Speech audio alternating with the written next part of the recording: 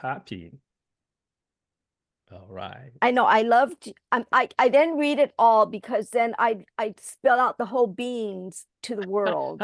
But let me get started. Aloha, everybody. I am Lee Karaoka, and today I am very honored, as I am on every Tuesday when I have guests that come to visit me from all over the world. Today I have our Chief Happiness Officer, and he deserves that name, Chief Happiness Officer, Edwin Edebiri, because he is always happy. He also has this awesome place where we go and we network every Friday morning, 8 a.m. my time. So he makes me get up extra early to be there. But I enjoy it because he is awesome and we laugh. For how long, Edwin, do we laugh? Well, 30 seconds. That is like when I first went to that meeting, I was like, I'm laughing for 30 seconds. Okay, can I do it? And we did it. We did it. Yes, we did it.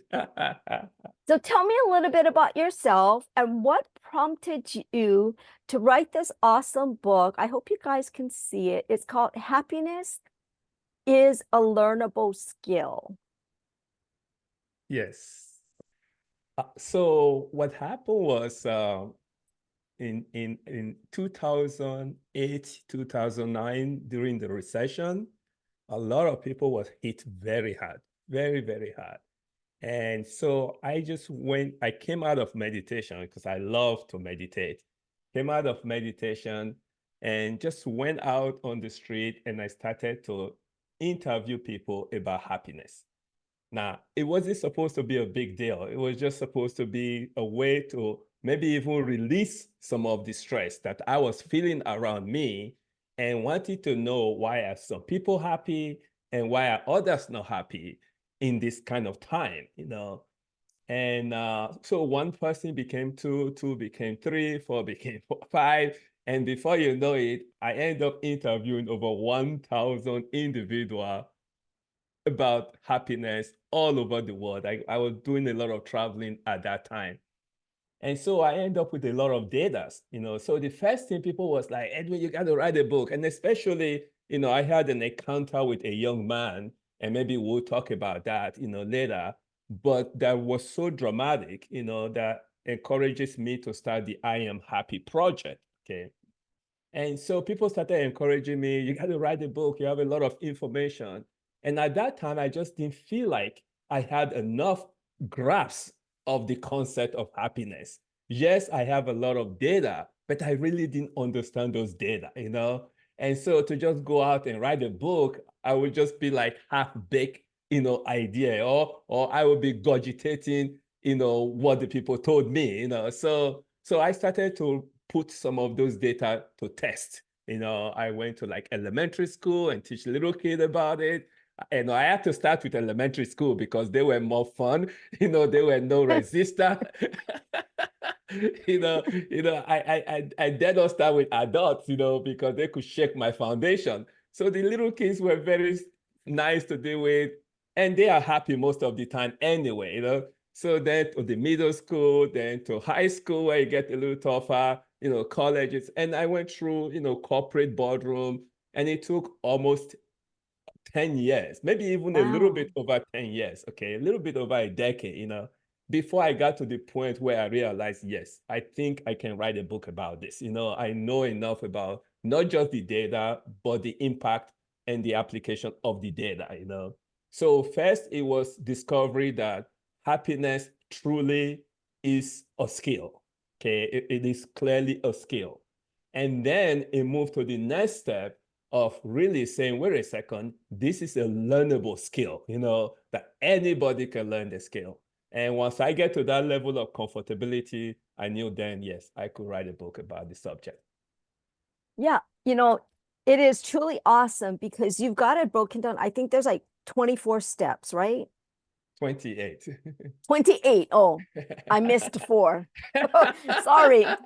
I was, you know, I like I was telling Edwin earlier, the reason I didn't complete reading the book is because then I would tell you all about the book, and that would defeat the purpose of him being here to promote his book. But you have a lot of stories and Yes. encounters of people. And some of them, are, I mean, it gave me chicken skin, Yes. because I guess one was somebody, they're kind of having a little bit of an argument about something. And then you did something you gave them, your little pep talk, I think. And Actually, that was, I have to say this, Leo, because that was really the turning point for the whole process. Because when that was actually my very first experience, when I left my meditation, I got into my car and I drove straight to Bones and Nobles in Chico. I remember it very clearly, like it was yesterday, even though it's more than a decade ago. And I found a quiet place where I put my stuff on the table, and then you could hear it because the noise was so loud. I mean, it was just like they were in their living room, and there was there was a Starbucks not too far. So as I was putting my stuff down and I hear the noise, I just went into a trance. I literally went into a trance, and I walked to this couple, and I asked them, can I ask you a quick question, And I didn't know what they were going to do. I mean, everybody in the Starbucks were watching me like, okay, what's the matter with this guy? Doesn't he know everybody's trying to mind their business? So, but I was in a trance, so I didn't know. So I said, hey, can I ask you a quick question? And to my surprise, they said, sure. I'm like, whoa. Okay, now the question has to come, right? Exactly. At that time, I had no clue what the question was going to be. I had no clue. So I'm thinking in my head, and they probably watching me, okay, what's going on with this guy? And then out of nowhere came, on a scale of 1 to 10, how happy are you right now? That was the first time I've ever asked that question, And so the whole of the Starbucks were like dead silent, they were like quiet, and so and the couple were kind enough, they gave me a number, and then I just screamed, wow, this is not a bad number, so and then the rest of the story was, there got to be something you guys are thankful for or happy about. And then they gave me a list, and then to my surprise, they gave me 3 things, and those 3 things were exactly the same from both of them, and it was also in the same order. So which means it was really something they know about themselves. Yeah. Yeah. But I think that whole thing about asking ourselves where we are every day, on a scale of 1 to 10 is very vital, because then we know what we need to go work on, right? Yes. Yes. Which part of the book do I have to go study today? Yeah, I think, if you look at it, okay, if we are sick, or maybe if we have temperature, we go and look at the thermometer, it tells us what our temperature is, okay? And then maybe we do our blood pressure, okay? Maybe, we do all kind of vital signs to kind of gauge where we are. And I feel like that would be a very simple way to kind of record where you are for your happiness. Because when you're doing it by yourself and you're looking at the mirror, you tend to be honest with yourself. Nobody is trying to judge you. You're not trying to report to someone else. It's just you looking at the mirror, and you know where you are. And I think that would be a good way to make some adjustment. Yeah. Yeah. In your book, is there any one chapter that is more important than another? You don't need to tell us what what it's about. Just give us a chapter number. I'm going to say chapter 1 and chapter 28. I think definitely the first chapter and the last chapter. If I'm going to say, because those, I think they all have different level of importance. It just depends on where that individual is in their life, or even in that particular day where the situation is, But I was kind of careful in terms of the chapter 1 and the chapter 28, because I feel like the chapter 1 was kind of like the easiest, to get a result with. If you really, just give it a little effort and a little practice, you can get result very quickly with chapter 1. And I think chapter 28 is the most difficult, because it just applies to a lot of very intense situation. You have to really practice to get to the level where you can say, you know what, I got it, I master it. And once you master the chapter 28, then you can truly be happy 24/7. You can be happy no matter what life throws you. You can grab it and still be happy. Yeah, your stories from these people are very inspiring, because one, most of them are, difficult encounters, right? Because you have to put yourself out there, like with that couple, right? Because everybody else was like, I'm not getting involved. You get involved. And, and we're like, no, we're not getting involved. We don't. But it takes a big-hearted person like you to go, they probably need some help. You were there, time out. Time out, kids. Yeah, it was, although that was not my intention, but you're right. That's kind of like what it became, because like everybody there knew, number one, they shouldn't be doing what they were doing in the public, okay, because they were just invading everybody else's privacy, okay, and they were so loud.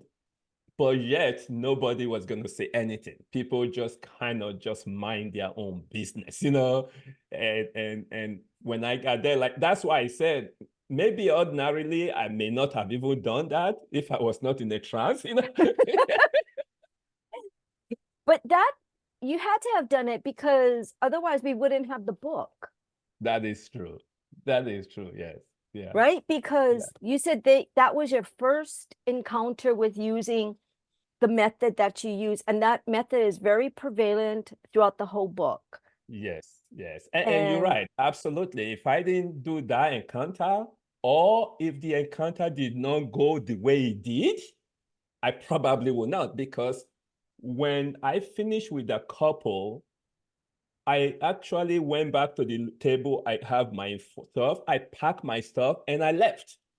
So, when I got to the car, I realized, wait a second, that was why I came, because I didn't do anything else.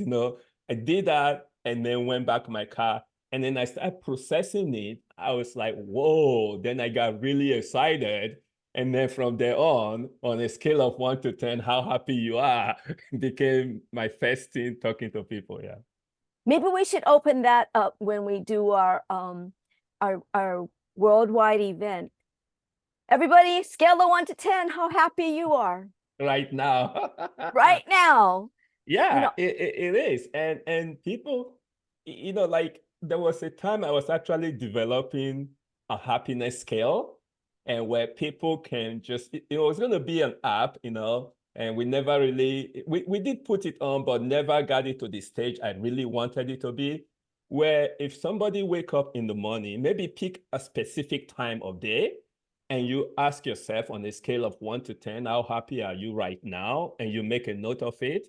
And then maybe sometime in the afternoon, you do it again, or in the evening, you do it, or even just do it once a day.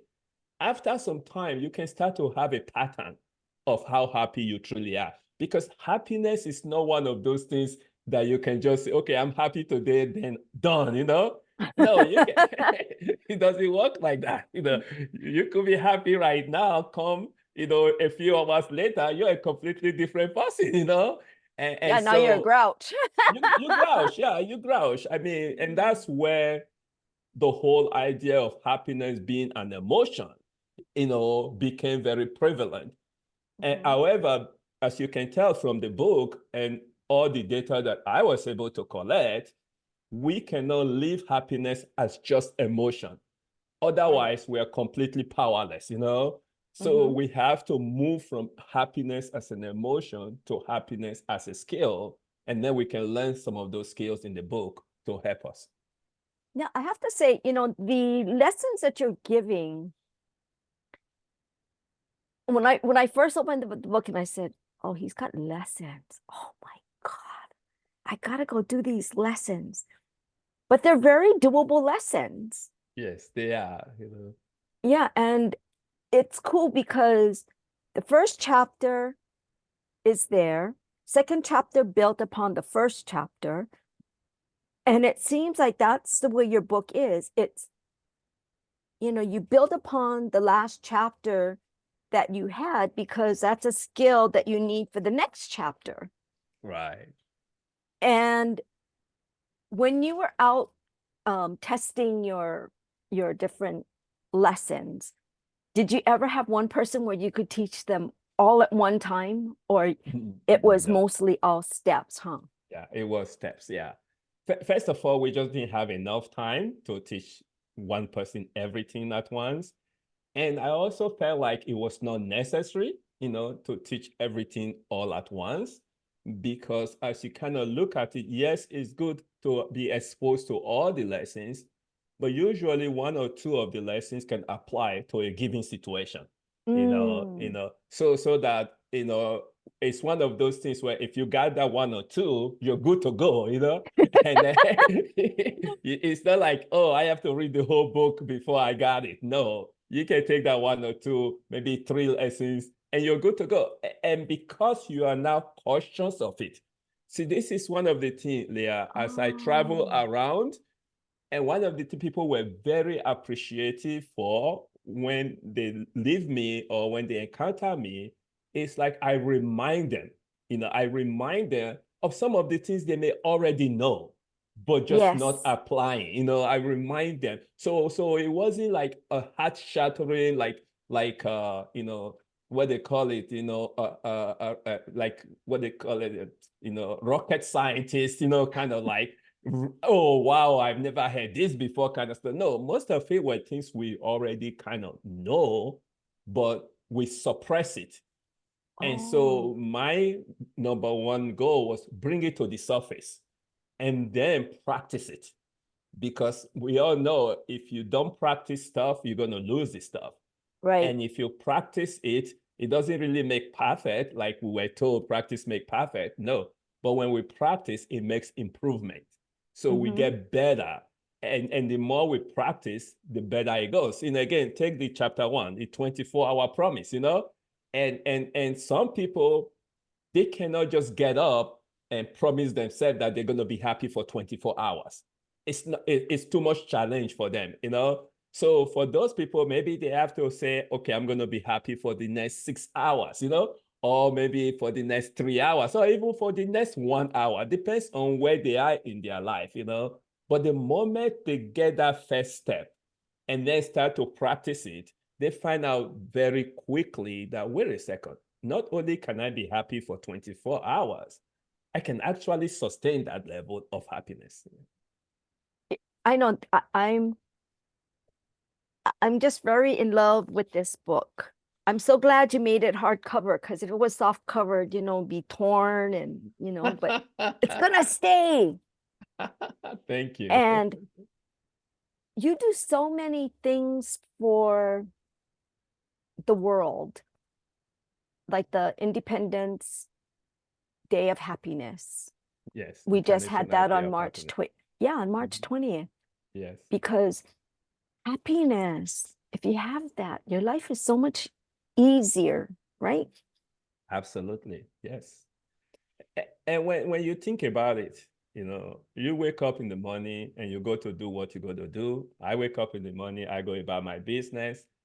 You never see anybody that wakes up, or maybe they are setting goals and say, okay, my main reason of doing this thing is to see how unhappy I'm going to be. Nobody ever wake up to say, let me test how unhappy I'm going to be. Let me see how miserable I'm going to be today. Let me see how, you never see anybody start any project because of that. Right. Most of us, we start a project because we know, hey, if I work really hard in this project and I can make it come to fruition, I'm going to be really happy. So Right. happiness always comes to the bottom line, even if we try to justify it any other way. So happiness is really, truly the purpose of life. So where can we get your awesome book? So it is available on Amazon. So if people go to amazon.com and just type in Happiness as a Learnable Skill by Edwin Edebiri, CHO, they should be able to get it.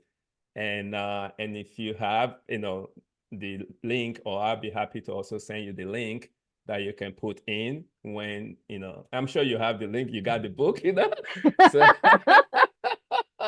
so yeah, definitely Amazon.com. It would be the best way to get it.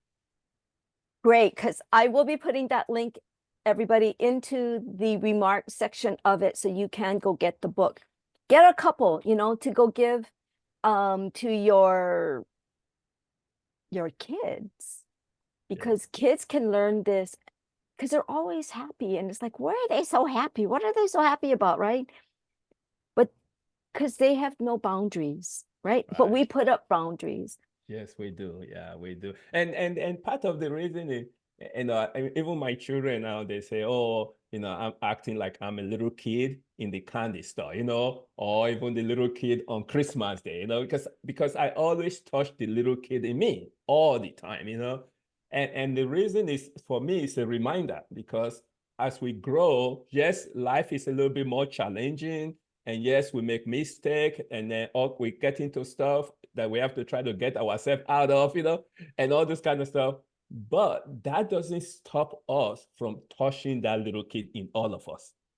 And once we start to find out, and when we start to do that, it actually helps to solve a lot of the challenges that we have.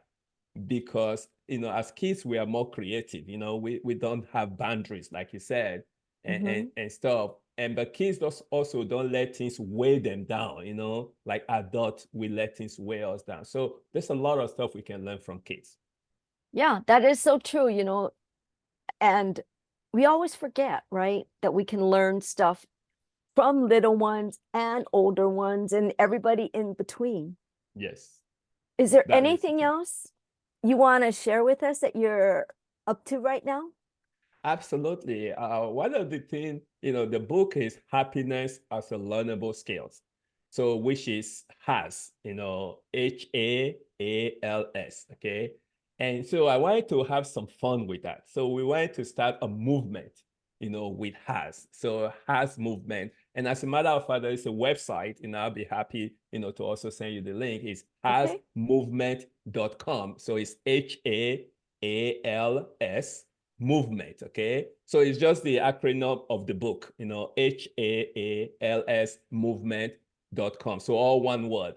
And the whole purpose, those people who know me, first it was the I Am Happy project, it became a huge movement around the world. And then Happy Neighborhood Project, became a huge one during the pandemic. And we are still having fun with that. The HAS movement, I really want it to be a movement that really, truly just focus on happiness. Okay, so there are 3 X. S as in Sam. So number 1 is stay happy. Okay, number 1, because you cannot give what you don't have. Okay, you can't be telling other people, hey, go be happy, and you are not happy. That's not going to work. So, and I feel like, and based on your experience, you can kind of tell that the book can help people to stay happy. Okay, so that's the number 1. Get the book and use the book for yourself, so that you can stay happy. Yes, I would love for you to recommend it to other people like Leah is doing and stuff, but use it for yourself so that you can stay happy. So that's number 1, stay happy. Then number 2 is to spread happiness. Okay, so stay happy, then spread happiness. Now, how do you spread happiness? It's like you are doing right now. You bring me to your podcast, to your live stream, share what you learned from the book in your social media. Because guess what? There might be somebody out there and they're just waiting to read your experience from the book. They're just Okay. waiting to hear one story that you cite. Because it's one thing to have a book, but it's another thing for the book to be applied, you know. So Yes. so you go out and you share what you learned from the book, you know, share one or two or three stories, you know, on social media, you know, and to your network, and maybe even write a blog about it, you know, write a newsletter about it, do whatever you have to do, but personalize it. It should be your experience. What impact is the book having on you? So you spread happiness that way. And then the third is to support the HAS movement. Okay, and the way you support the movement is, again, like what Leah is doing right now. You know, invite me to your podcast, invite me to a speaking engagement, to your event, you know, get the book to your book club, for example, and read the book together as a group, because everybody that gets to pass the information on is truly helping to support the movement. And then before we know it, you know, there's a study that was done by Harvard Medical School and the University of California in San Diego. They said when an individual becomes happy, they trigger a chain reaction, you know, that affect 3 levels of friends. And some of these people don't even know where the happiness is coming from, okay? So by you helping to support the movement, we can definitely increase the level of happiness in the world, especially now when we are threatened by so many stuff. Yes. And we really need to fight back by increasing our own level of happiness. And I think with that, we can increase the level of love. That is so true, because happiness is part of love. Yes, it is. Yes. So, you know, my God, the time just flew away from us.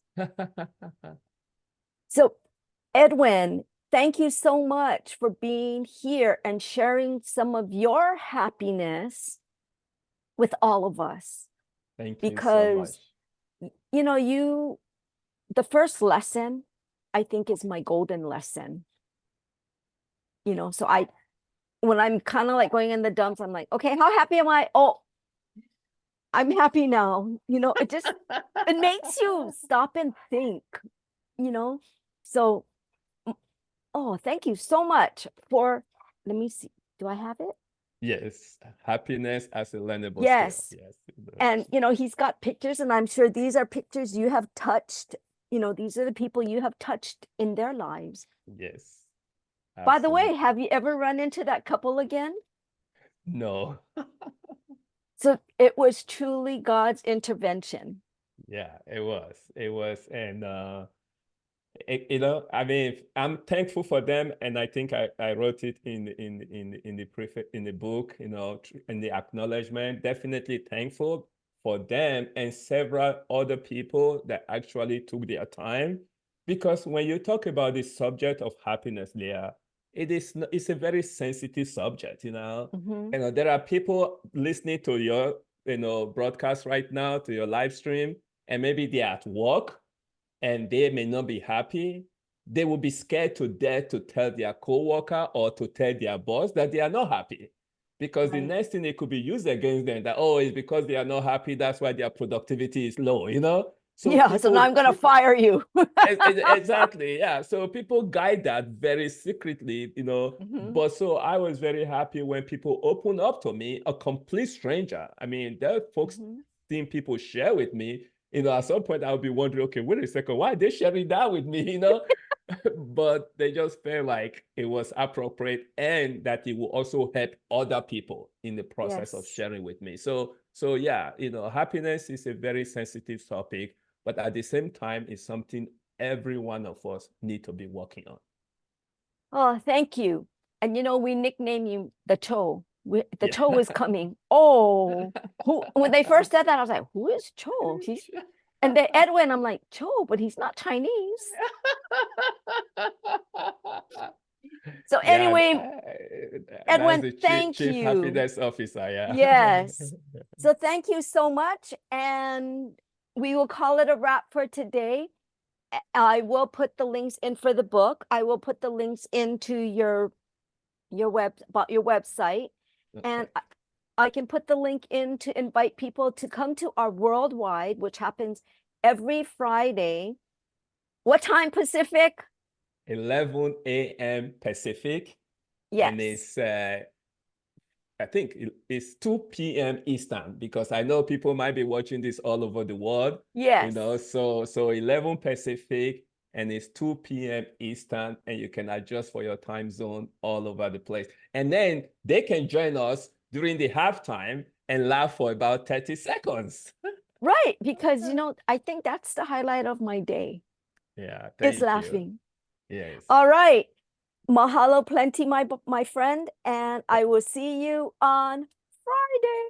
Yes, looking Bright and forward to it. early. And thank you for having me, and keep up your wonderful job. Oh, Keep it thank up. You're doing you. good. Yeah. All Thank right. you. Mhm.